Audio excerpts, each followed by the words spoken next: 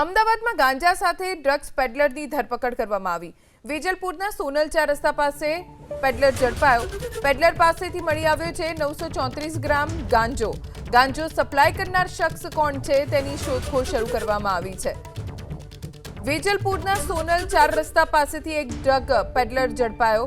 વેજલપુરમાં 934 ગ્રામ ગાંજા સાથે આ શખ્સ ઝડપાયો છે અને આ ગાંજો તેને આપ્યો કોણે તેને લઈને હવે તપાસ ચાલુ છે।